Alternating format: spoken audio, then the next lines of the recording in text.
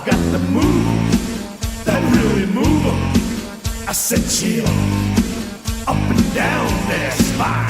I'm just a sexy boy. I'm not your boy toy. I'm just a sexy boy. Okay, it's the Viper 4567 here with my last episode of the 1997 parody Attitude Era. This is WWF In Your House, D-Generation X.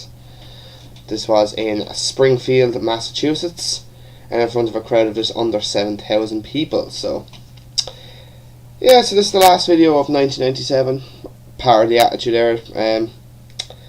I will be taking a break after this for a little while, because I've obviously said in many videos I'm going to be moving house quite soon, so I kind of don't want to be doing videos and then kind of getting mixed up with getting mixed up with moving and all that, like trying to rush a video. So I don't know when I'm moving. I will be moving within the next couple of weeks, so, or I don't know, I honestly don't know yet, but I kind of don't want to be doing videos and kind of don't want to be making videos and then kind of like having to rush to move out. So hopefully by the time I do Royal Rumble 98, I'll be in my new place and better lighting, hopefully, because obviously my original fucking light is broke and I couldn't be arsed paying for a new bulb, knowing that I'd be moving out within the next couple of weeks, obviously, and all that. So I'm hoping to move out shortly and just looking forward to it now. Better room, kind of better lighting, and have kind of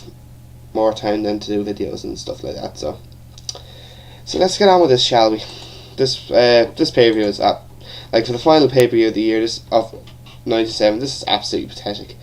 Really, really bad. Probably this is probably the 5th bad pay-per-view of the year, or 6th. I don't know. Majority of them have been terrible, really.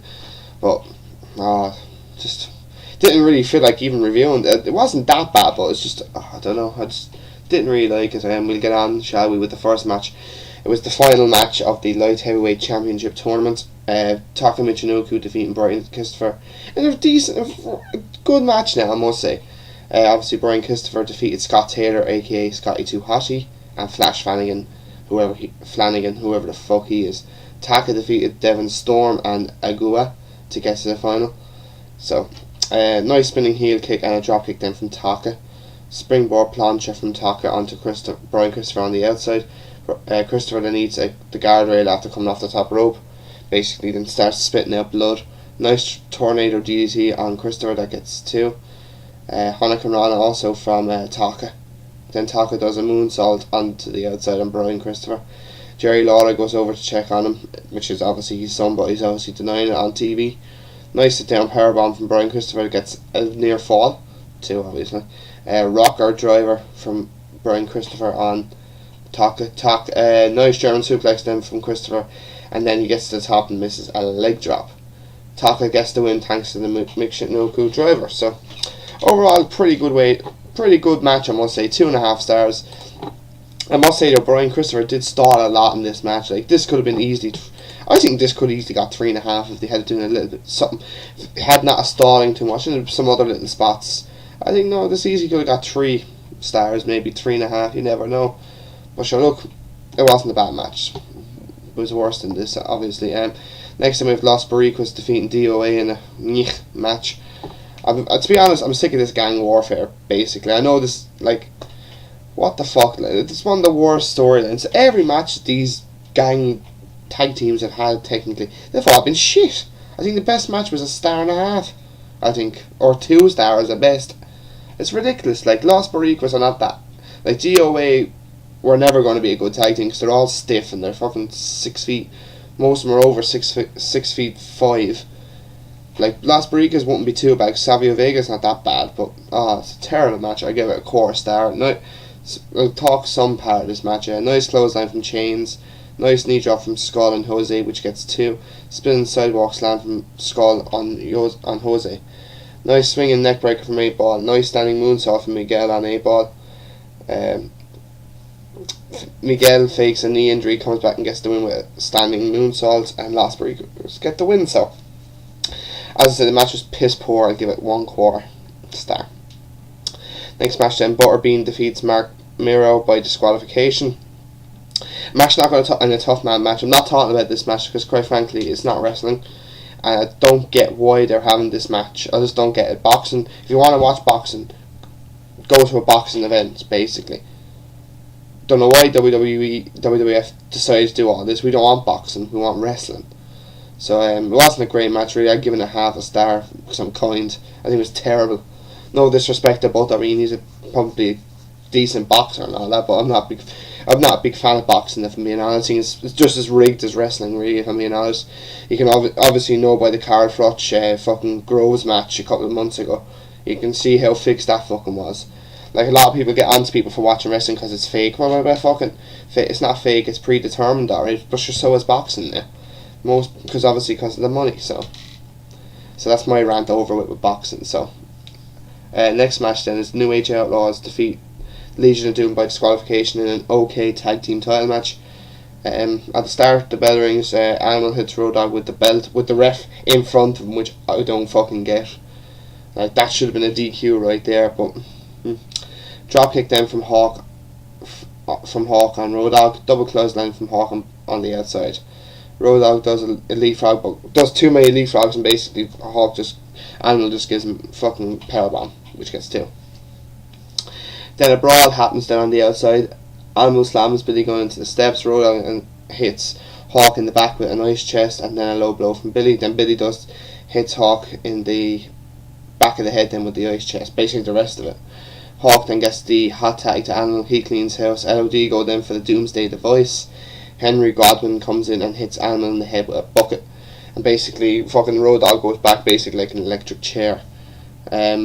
Hawk then gets the bucket and fucking hits both Billy Gunn and the Road Dogg and tries to hit the ref, and that's what gets the DQ. So the match was okay, a star and a half. Screwed, another shitty finish. It would have been, I think if this had been a normal finish it could have went up to 2 stars, but hey, what can you do? This is the second of 4 disqualifications in this pay-per-view, which is absolutely pathetic. People pay to go see good wrestling, and what? It doesn't matter. Fair enough, it was a good match. If it was disqualification, you say fair enough, but you're paying, probably those fans paid 50 or God knows how much they paid for their tickets, and they're getting this crap. Fucking assholes. Triple H defeats Sergeant Slaughter in a match. Was that boot camp match? This match went 17-18 minutes. This match went about 9 minutes too long, basically. Sergeant Slaughter just, it was probably his first match in years, God knows how many years. 10 minutes at best they should have went, but Slaughter owns at the start, gutbusters, and then rams Triple H's face into the steps, then takes off his belt and starts choking him with a clothesline, gets 2 for Sergeant Slaughter. Triple H reverses the Cobra Clutch and launches Sergeant over the turnbuckle to the ground. Triple H then gets the ring bell, tries to get the ring bell, but the timekeeper wouldn't give it to him, and basically just Triple H hits him with it, which was absolutely fucking brilliant. Knocks him out basically. Triple H then hits Sergeant in the back with the bell. Then Triple H punches Sergeant Slaughter with a chain wrapped around his fist. Suplex then from Slaughter gets 2. Triple H slams Slaughter off the top rope, basically Ric Flair style. Sergeant then gets the Cobra Clutch in, but China comes in and breaks it. Then China knocks the ref down. China then goes to hit Slaughter with a chair, but he throws some sort of powder at her. Triple H hits Sergeant Slaughter with the boot, and then he gets the Cobra Clutch in, and China basically just kicks him so fucking hard in the bollocks. It looked absolutely really sore. Triple H then pedigrees Slaughter on the chair for the win. And as I said, this match went at least 8 to 9 minutes, maybe too long, and probably would have got a 2 star if it was that, but I'm going to give it a star and 1/4 because that's what it was, really. Not really entertaining, shall we say. So next then we have Jeff Jarrett defeating The Undertaker by disqualification in a shit match. Fuck me, another DQ. My God. You wouldn't mind if it was a good match, but it wasn't. It was terrible. I think it went 6 minutes. Jeff gets some punches in the start. Taker comes back then with a load of punches and a headbutt. Taker goes for old school, gets it. Jarrett then works on the leg of The Undertaker with a chop block and a few other things. Nice neck backbreaker then from Taker, and then a leg drop which gets 2. Big boot then from Taker, and then Taker has Jarrett in the corner. Lights go out, and then Kane's coming to the ring. Jarrett is telling Kane to chokeslam, basically attack Taker. He just basically gets chokeslam for his troubles, and that's what gets the DQ. Kane then goes face to face with Taker and slaps him. Taker doesn't do anything, and basically Kane leaves the ring, and Taker is watching him leave. Jarrett attacks Undertaker, but that doesn't work. Goes to the figure four and then gets a shit chokeslam. So, a quarter star because I'm nice, but not a terrible match. This is ridiculous. I'm really 2 disqualifications in a pay-per-view is barely acceptable, but fucking 4. Why are WWF? Why did they do that though? Like, I can understand maybe Taker versus Jarrett being a DQ. Fair enough. Kane and Taker obviously going through their things. New Age Outlaws versus Legion of Doom. You could say fair enough. They were going to have a match at the Royal Rumble anyway. But who else? The Marc Mero Butterbean match didn't make sense, and the main event didn't make sense. So, what can you do? Next match then, Stone Cold Steve Austin defeats The Rock in a very good match to retain the Intercontinental title. Best match of the night by a country mile. Build up was really good. Austin shows Austin stunned the whole nation and basically shows Rock checking his beeper and it says 316. Austin then basically kicks the shit out of him. And this is obviously the first ever meeting between these two, and which was a very good match. Like, they had better matches down the line, but like, Jesus, I'll tell you one thing. Like, even for the first time these two meeting each other, like, you knew they had chemistry. So Austin comes to the ring and he's pick up and the crowd go nuts. Nation attack Austin, but Austin makes a comeback by giving D'Lo a back body drop onto the roof or the bonnet of the car, and basically D'Lo landing, his feet land basically on the window, which smashes the glass, which was awesome. And then basically Austin goes out and stunners him on the roof of it, so which was even better. Austin then gets a Fez press and then a pin reversal sequence. Then Rock then throws him on the outside and they gang up on basically getting ganged up by the Nation. Karma hits Farouk with a chair after Austin ducking. Austin then throws Karma into the door of the pickup, the driver's door, and basically there's a big fucking dent in it. Rock then gets the Peeper's elbow, which gets 2, goes for it again, but this time he misses. Austin basically is getting rid of Karma and Mustafa, and so referee pats Austin and basically stunners the ref, and he goes to pin him, but he realises it's the ref then. Rock gets the brass knucks, but Austin gets the stunner in for the win. So I give this match 3 stars, but I'm just going to say this match went less than 5 minutes. If this match went 10 minutes, 3.5 to 4 star this match could have been. If it had to continue like that, 4 stars easily it would have been. But look, fair enough, I'm not going to put any negatives on this match, but still, if it went maybe 5 or 6 minutes more, it would have been great. God knows what would have happened. But look, who cares? It was 3 stars, decent match. Next thing, Ken Shamrock defeats Shawn Michaels by disqualification, and obviously Shawn Michaels retains the WWF Championship. The match itself wasn't really good. I gave it 2 and 2 1/4. It was okay. Like, it wasn't great. Ken Shamrock, you can see though, he did not deserve this title shot. Like, really, they could have gave anyone else a title shot. Who else could they have given? Who wasn't on the card though? That's the problem. Like, they could have given Vader a fucking title shot. Would have been better. But sure, look. Nice kick from Shamrock and HBK to start things off. Then HBK gets back in the ring. Load of punches then from Shamrock. Then a nice back body drop. Then an Irish rip that sends HBK onto the outside. HBK is on the outside having a team meeting with DX at Triple H in China. Actually, I must find out what the fuck happened to Rick Rude. He only stayed around for 2 months. I must actually find out how he left, because he was there before. He was there before the One Night Only pay-per-view. One Night Only pay-per-view, and then he was there for Bad Blood and Survivor Series. But where was he after Survivor Series?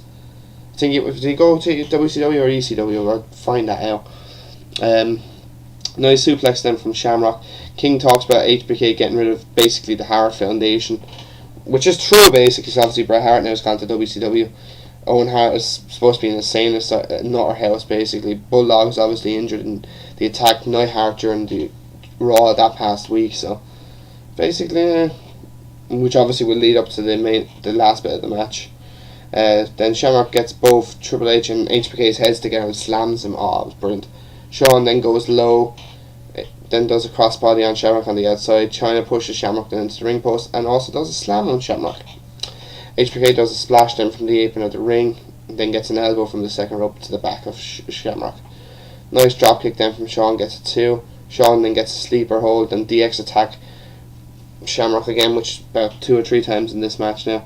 Another nice back body drop then from Shamrock. Power slam gets 2 for Shamrock, and then a lovely Hurricane Rana then from Mr. Shamrock. Sit down powerbomb gets 2.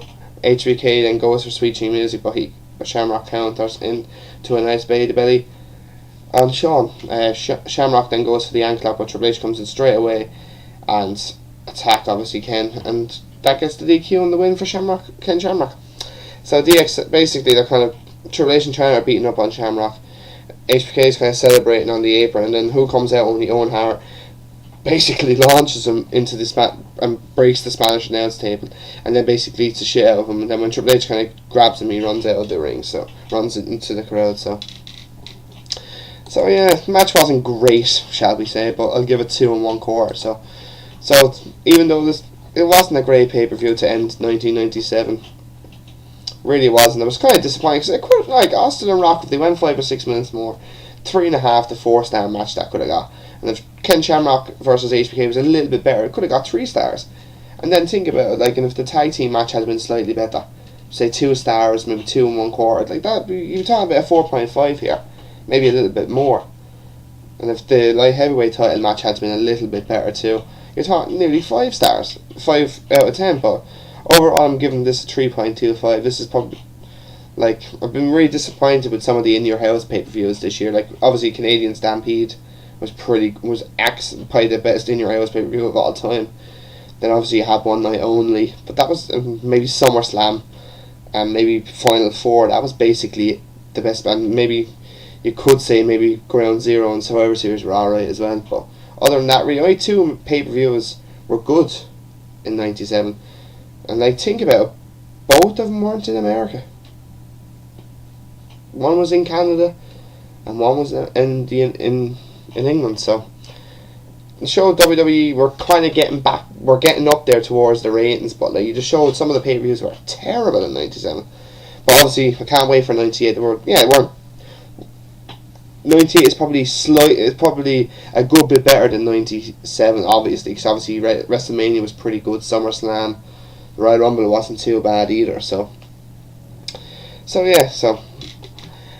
I said, I might not be doing videos for a while yet. I'm not 100% sure yet. I might be able to get the Royal Rumble in, but I'm not going to dwell on that at the moment. So this was the Viper 4567, and I hope you've enjoyed 1997. And I hope you're going to enjoy 1998. So please subscribe, comment, and let me know what you think. So I will talk to you later, guys. Take it easy. I think I'm cute. I know I'm sexy. I've got the looks that drives a girl wild. I've got the moves